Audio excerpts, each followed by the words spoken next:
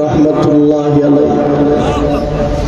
খাজা কুতুবউদ্দিন বখতিয়ার কাকি রহমাতুল্লাহি আলাইহি তার একজন খাদেমকে ওসিয়ত করে গেলেন মরণের আগ দিয়া, ও খাদেম, আমার মরণের পরে এই ভারত শহরের ভিতর থেকে বিভিন্ন ধরনের উলামায়ে কেরাম আসবে আমার জানাজা পড়ানোর জন্য, তবে আমার জানাজা পড়ানোর জন্য কাউকে দিবি না, বলে 4 গুণওয়ালা ব্যক্তিকে আমার জানাজার ইমামত বানাইবা। বলে কি 4টা গুণ? বলে 1 নম্বর গুণ হইল যেই বান্দার আসরের 4 রাকাত ফরজ নামাজের পূর্বে 4 রাকাত সুন্নত নামাজ জীবনে ছোটে নাই, তার মানে কি 5 ওয়াক্ত নামাজ ছুটেছে, আর আসরের নামাজের যে ফরজ আছে তার পূর্বে 4 রাকাত সুন্নত ছিল, এটা ছোটে নাই, তার মানে কি ফরজ ছুটে গিয়েছে না? ফরজও সবকিছু ঠিক আছে, ফরজ ঠিক আছে। 1 নম্বর গুণ হইল আসরের 4 রাকাত ফরজ নামাজের পূর্বে 4 রাকাত সুন্নত নামাজ যেই বান্দার জিন্দেগিতে ছোটে নাই। নাম্বার 2 হইল যেই বান্দা জিন্দেগিতে তাহাজ্জুদের নামাজ কাজা হয় নাই। নাম্বার 3 যেই বান্দা জিন্দেগিতে কোনোদিন মিথ্যা কথা কয় নাই। নাম্বার 4 যেই বান্দা কোনোদিন বেগানা নারীর দিকে তাকাই নাই। এই 4 গুণওয়ালা ব্যক্তি আমি কুতুবউদ্দিনের জানাজার ইমাম হবে। খাজা কুতুবউদ্দিন বখতিয়ার কাকি রহমাতুল্লাহি আলাইহির ইন্তেকাল হইয়া গেল। ইন্তেকালের পরে ভারতের জমিন থেকে অনেক উলামায়ে কেরাম আসলো, আইসা কয় রে ও খাদেম আমাকে জানাজা পড়াইতে দাও। আরেকজন মসজিদের ইমাম আইসা কয় আমাকে জানাজা পড়াইতে দাও। একটা মাদ্রাসার প্রিন্সিপাল সাহেব আইসা কয় না না আমাকে জানাজার ইমাম বানাও।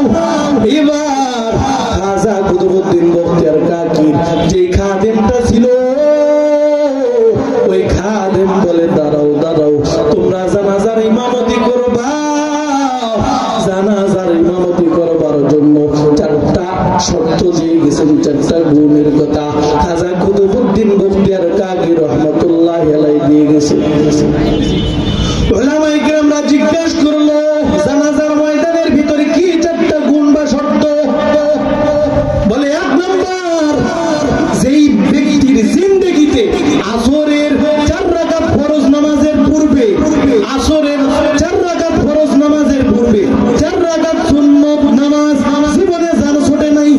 নাম্বার 2 জিন্দেগিতে তাহাজ্জুদের নামাজ কাজা হয় নাই। নাম্বার 3 জিন্দেগিতে কোনোদিন মিথ্যা কথা কয় নাই।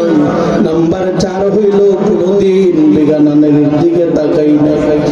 এমন 4টা গুণ বা শর্ত বলার সাথে সাথে পুরা ময়দানটা বরফের মতো ঠান্ডা হয়ে গেল। আর কেউ পিড়াপিড়ি করে না, কে জানাজার ইমামতি করবে। একজন আরেকজনকে ঠেলে কয় আপনি তো আমার চাইতে ভালো আছেন, আপনার আমল তো আমার চাইতে ভালো, ইমামতি আপনিই করেন। কিন্তু কেউ এবার সামনের দিকে যায় না। এদিকে আল্লাহ তাআলার বান্দা ওই সময়ের শাসক ভারতবর্ষের একজন মুসলিম শাসক ছিলেন শামসুদ্দিন আলতামাস রহমাতুল্লাহি আলাইহি। আল্লাহর বান্দার ভিতরে এই 4টা গুণ ছিল, আর ওই শামসুদ্দিন আলতামাস রহমাতুল্লাহি আলাইহি তিনি ময়দানের সবচেয়ে পিছনে। এবার খাজা কুতুবউদ্দিন বখতিয়ার কাকি রহমাতুল্লাহি আলাইহিকে স্বপ্ন যোগে ডাক দেয়া কয় ও খাজা কুতুবউদ্দিন, আমার এই 4 গুণের খবর আমার মাওলা সারা দুনিয়ার কেউ জানতো না। ও খাজা কুতুবউদ্দিন, তুমি তো আমার এই 4 গুণের খবরটা মানুষ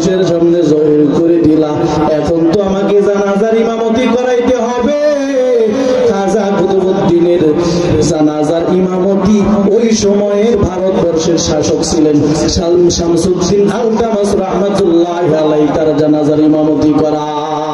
আল্লাহু আকবার। এরে নবীর উম্মতের দল,